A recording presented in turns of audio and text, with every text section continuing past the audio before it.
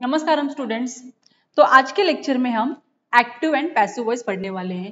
Active voice कोई sentence straight बोल देना, एक जैसे हमारा नॉर्मल सेंटेंस का कंस्ट्रक्शन होता है वैसे बोलना। पैसिव वॉइस रिवर्स हो जाता है। रिवर्स मतलब कि जहाँ पे हम नॉर्मल सेंटेंस कंस्ट्रक्शन को फॉलो ना करके थोड़ा सा उसमें कुछ चेंजेस कर देते हैं, उसको पैसिव वॉइस बोलते हैं। एक्टिव वॉइस जो स्ट्रेट फॉरवर्ड होता है, पैसिव वॉइस जो थोड़ा घुमा फिरा के होता है, उसको एक्टिव पैसिव वॉइस बोलते हैं। चलो, एक्टिव वॉइस स्टार्ट करने से पहले उसका मीनिंग देख लेते हैं। मीनिंग देखेंगे, फिर एग्जाम्पल्स रीड करेंगे और पॉसिबल हुआ तो खुद कोई एग्जाम्पल क्रिएट करेंगे, तो जिससे हमको एक्टिव वॉइस से पैसिव वॉइस में चेंज करने के लिए सेंटेंस को प्रॉब्लम ना आवे। चलो देखते हैं। A verb is said to be in active voice when its form shows that subject is performing the action। तो एक्टिव वॉइस में हमको ज्यादा हमको किस चीज पे इंपॉर्टेंस देना है, किस चीज पे ध्यान देना है, is that the subject is performing the action. मैं एक सब्जेक्ट हूं और मैं कोई एक्शन परफॉर्म कर रही हूं, इसको हम क्या बोलते हैं? सिंपल एक्टिव वॉइस बोलते हैं। That is the doer of the action. Action जो कर रहा है उसको सब्जेक्ट बोलते हैं और उसी को हम दूसरे वर्ड में क्या बोलते हैं? The doer of the action. तो a verb is said to be in active voice when its form shows that, जो भी सेंटेंस के कॉन्टेक्स्ट में ये यूज हुआ है, ये बताता है that the subject is performing the action. The subject is performing the action, that is the doer of the action. इसको हम एक्टिव वॉइस बोलते हैं। Active voice sentence have a strong, direct and clear tone. जब हम active voice sentence use करते हैं तो वो बहुत ही स्ट्रॉन्ग होता है, डायरेक्ट होता है। जैसे मैंने बोला कि आप पैसिव वॉइस बोलोगे तो थोड़ा घुमा फिरा के होता है, लेकिन एक्टिव वॉइस बहुत ही क्लियर क्रिस्टल होता है और क्लियर टोन होता है। उसमें कुछ वेग टर्म्स यूज नहीं किए जाते हैं। It is preferable to use the active voice whenever possible for clarity, conciseness and for conveying the message more effectively.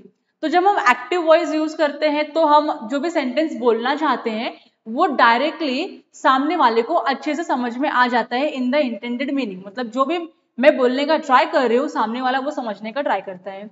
लेकिन जब हम पैसिव वॉइस की बात करते हैं तो थोड़ा सा कुछ एडिशनल वर्ड्स यूज किए जाते हैं पैसिव वॉइस में, जो थोड़ा वेग हो सकता है, या फिर ऐसा भी पॉसिबिलिटी हो सकता है कि मैं बोल कुछ और रही हूं और आप समझ कुछ और रहे हो। So there is a possibility in passive voice which is not in active voice. तो एक्टिव वॉइस का मीनिंग समझ में आ गया। अब हम कुछ एग्जाम्पल्स देखते हैं एक्टिव वॉइस को समझने के लिए। तो पहले हम अपने ओन एग्जाम्पल्स बनाएंगे और फिर बाद में हम एग्जाम्पल्स जो रिटर्न है वो देख लेंगे। तो से फॉर एग्जाम्पल, पहला एक क्वेश्चन या फिर पहला पॉइंट, मैं अभी जो कर रही हूं वो क्या है? क्या है वो मुझे बताओ। टीचिंग है ना, मैं तुमको पढ़ा रही हूं, तो मैं तुमको सिंपल भी बोल सकती हूँ मैं आपको पढ़ा रही हूं। That means I am teaching you.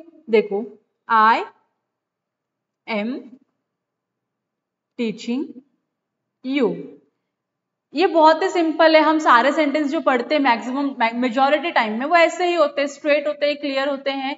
उसमें कुछ एडिशनल वर्ड्स यूज नहीं होते, फिर कुछ ऐसे वर्ड्स नहीं यूज किए जाते हैं जो कंफ्यूजन क्रिएट कर सके। सो आई एम टीचिंग यू बहुत ही सिंपल सेंटेंस है। इसको ही हम क्या बोलते हैं? Active voice. क्या बोलते हैं इसको हम? Active voice. देखो देखो, कंस्ट्रक्शन देखो सब्जेक्ट के एक्टिव वॉइस का। पहला जो वर्ड हमने यूज किया है ये क्या है? आई। आई मीन्स मैं। इसको हम क्या बोलते हैं? सब्जेक्ट। फिर उसके बाद क्या आता है किसी भी सेंटेंस में? वर्ब। तो ये वर्ब है। टीचिंग एक एक्टिविटी है, एक एक्शन है, इसको हम वर्ब बोलते हैं। यू हम कंसिडर कर रहे हैं कि आप एक ऑब्जेक्ट हो। ऑब्जेक्ट इन द सेंस हम आपको पढ़ा रहे हैं, you are the audience. So I am teaching you is an active voice. ये एक सिंपल सेंटेंस है, यहां पे कोई कंफ्यूजन नहीं होगा आपको। एक दूसरा एग्जाम्पल लेते हैं। Ram wrote a letter. Ram ने क्या किया? एक लेटर लिखा। मैंने जानबूझ के दो अलग अलग एग्जाम्पल लिए हैं ताकि आपको अच्छे से मैं समझा पाऊं यहां पे। तो एक्टिव वॉइस से पैसिव वॉइस में कोई भी सेंटेंस को चेंज करने के लिए ना थोड़े रूल्स हैं जो आपको फॉलो करने पड़ते हैं। रूल्स है, फॉलो करने पड़ेंगे। रूल्स फॉलो करने के लिए ही होते हैं, आपका उसका कोई ऑल्टरनेटिव नहीं है।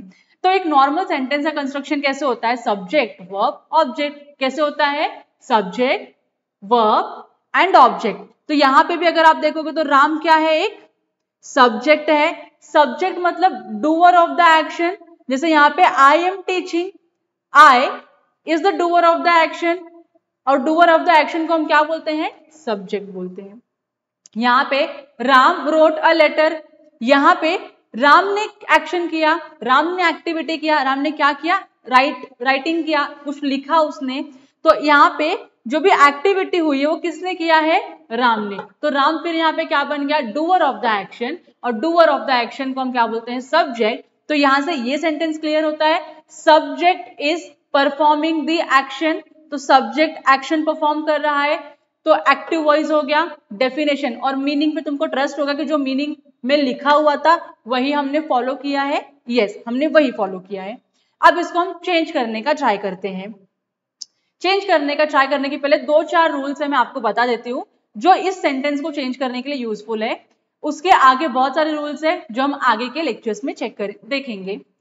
तो सबसे पहला रूल ये बोला जाता है कि जब भी हम एक्टिव वॉइस से पैसिव वॉइस में किसी सेंटेंस को चेंज करते हैं तो जो हमारा टेंस है वो चेंज नहीं होना चाहिए। तो टेंस को रिटेन करना है। अगर मेरा कोई टेंस सिंपल प्रेजेंट टेंस है तो पैसिव वॉइस में वो सिंपल प्रेजेंट टेंस ही होना चाहिए। अगर मेरा कोई सेंटेंस है जो प्रेजेंट कॉन्टिन्यूअस टेंस है तो वो पैसिव वॉइस में भी प्रेजेंट कॉन्टिन्यूअस ही होना चाहिए। अगर वो सिंपल पास्ट है तो पैसिव वॉइस में भी कैसा होना चाहिए, वो सिंपल पास्ट टेंस में ही होना चाहिए। तो हमको टेंसेस नहीं चेंज करने, ये क्लियर हो गया आपको, वेरी गुड। दूसरा रूल ऐसा है कि जैसे अभी मैंने यहाँ पे आइडेंटिफाई किया सब्जेक्ट वर्ब एंड ऑब्जेक्ट, जब हम एक्टिव वॉइस से पैसिव वॉइस बनाते हैं तो हमारा सब सेंटेंस का कंस्ट्रक्शन चेंज हो जाता है। कैसे चेंज होता है, तो यहाँ पे हम पहले ऑब्जेक्ट लिखते हैं, फिर वर्ब लिखते हैं, फिर एक्टिव पैसिव वॉइस का एक रूल ये बोलता है कि आपको बाय यूज करना है और उसके बाद आप सब्जेक्ट यूज करोगे। तो object verb plus by plus subject, क्या मैंने बोला, object verb bye plus subject, ये चारों चीजों आपको इसी कंस्ट्रक्शन में रखनी होगी तो ही वो आपका पैसिव सेंटेंस क्रिएट करेगा। ये दो चीज अभी के लिए ध्यान रखो, जैसे जैसे हम एग्जाम्पल्स बढ़ाएंगे वैसे वैसे हम नए नए रूल्स भी एग्जाम्पल्स में ऐड करते जाएंगे। तो पहले मैं ये वाला सेंटेंस कन्वर्ट करती हूँ, बहुत ही सिंपल सेंटेंस है। राम रोट अ लेटर, कौन सा टेंस है ये, सिंपल पास्ट टेंस है, वेरी गुड। ये कौन सा टेंस है, ये सिंपल पास्ट टेंस है। अब मुझे जब इसको पैसिव में चेंज करना है तो पहला रूल हमारा क्या बोला, टेंसेस चेंज नहीं होने चाहिए ना। तो ये चेंज होने के बाद, पैसिव होने के बाद भी किस में रहेगा, ये सिंपल पास्ट टेंस में रहेगा। ट्रस्ट मी, ये होता है। चलो अब मैंने यहाँ पे दूसरे रूल में क्या बोला, हम सबसे पहले क्या लिखेंगे, ऑब्जेक्ट लिखेंगे। तो यहाँ पे a letter is a object, तो मैंने यहां से ऑब्जेक्ट को मैंने यहां पे ले लिया, तो अ लेटर। अब मैंने क्या बोला, वर्ब यूज करना है। अब मुझे बताओ, रोट वर्ब का सेकेंड फॉर्म है, जब आप इसको चेंज करोगे पैसिव वॉइस में तो आपको हेल्पिंग वर्ब तो लगाना पड़ेगा, राइट। अब यहाँ पे कौन सा हेल्पिंग वर्ब लगेगा, इज एम आर लगेगा या वॉज वर लगेगा। तो ये पास्ट टेंस है और मुझे सेंटेंस को पास्ट टेंस में ही रिटेन करना है, तो आई विल यूज वॉज। क्या यूज करूंगी मैं, वॉज। A letter was. अब मैंने क्या बोला यहाँ पे, अच्छा अब यहाँ पे मेन वर्ब लिखना है आपको, नहीं तो भूल जाओगे। अब यहाँ पे रोट है, रोट किसी को, हाँ थर्ड रूल, कुछ बोलने के पहले थर्ड रूल, जब भी हम एक्टिव वॉइस से पैसिव वॉइस में कोई सेंटेंस को कन्वर्ट करते हैं तो हमारा जो वर्ब होगा वो पास्ट पार्टिसिपल फॉर्म में ही यूज होगा। कौन से फॉर्म में होगा, पास्ट पार्टिसिपल। तो मुझे बोलो इसका फर्स्ट फॉर्म क्या है, इसका फर्स्ट फॉर्म क्या है,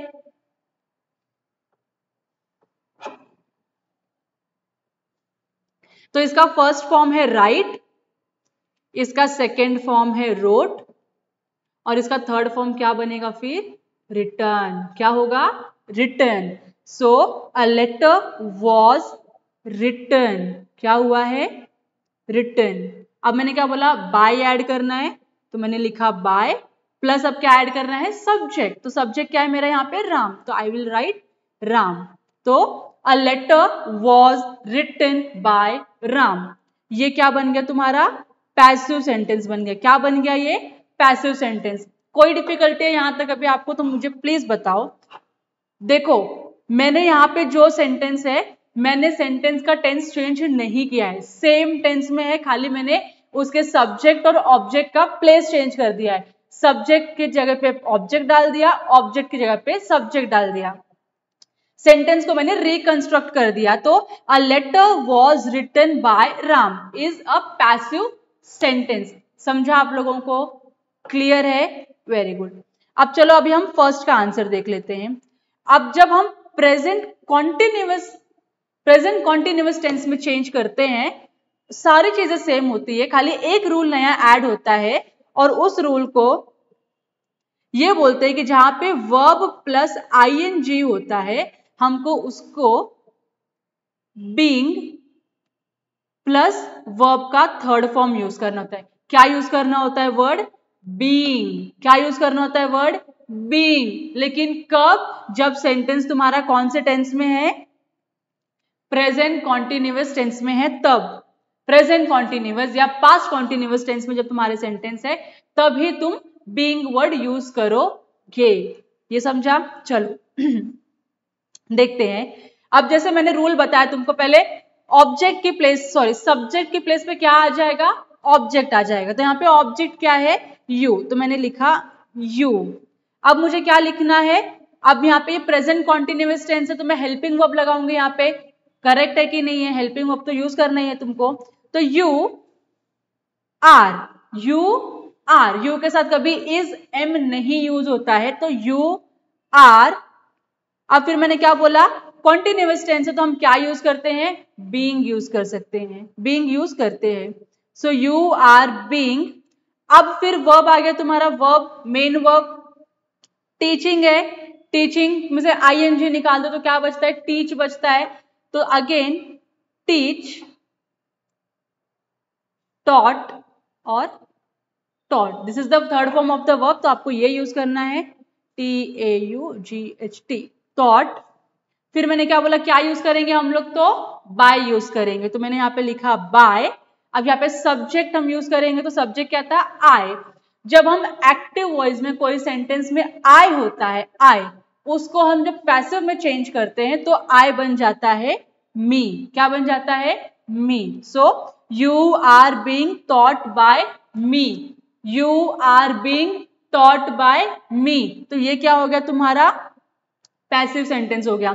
तुमको दिख रहा है यहाँ पे अगेन मैंने टेंस को चेंज नहीं किया है, मैंने खाली तुमको बेसिक रूल बताया, मैंने वो बेसिक रूल यूज करके एक्टिव वॉइस सेंटेंस को पैसिव वॉइस सेंटेंस में कन्वर्ट कर दिया है। यहां तक क्लियर है आपको? क्लियर है? Very good. चलो आगे बढ़ते, कुछ एग्जाम्पल्स देख लेते हैं। तो Rohit wrote a story, Rohit ने एक स्टोरी लिखा। अब रोहित क्या है यहाँ पे? सब्जेक्ट। रोट क्या है यहाँ पे? वर्ब। और स्टोरी क्या है यहाँ पे? ऑब्जेक्ट। तो Rohit wrote a story. Sanya sang a song, Radha hit the boy, Amit read the letter, Ramesh wrote a letter, Amit gave a gift। तो ये सारे एग्जाम्पल्स क्या है? हमारे एक्टिव वॉइस के एग्जाम्पल्स है। आप इसका होमवर्क ले लो, आपको ये एक्टिव वॉइस को पैसिव वॉइस में चेंज करके लेके आना है। मैंने ये अभी आपको सिखाया है, तो आप ये चेंज करके होमवर्क में लिख के लेकर आओगे और नेक्स्ट लेक्चर में मुझे दिखाओगे। ओके? क्लियर हुआ आपका सारा? जो भी मैंने आज पढ़ाया उतना क्लियर है ना? ठीक है, चलो थैंक यू। नेक्स्ट लेक्चर में आगे पैसिव वॉइस के बारे में ज्यादा डिटेल में पढ़ेंगे, प्लस रूल्स भी पढ़ेंगे। एक्टिव वॉइस से पैसिव वॉइस में चेंज करने का जो भी रूल्स है वो भी रीड करेंगे। चलो बाय, थैंक यू।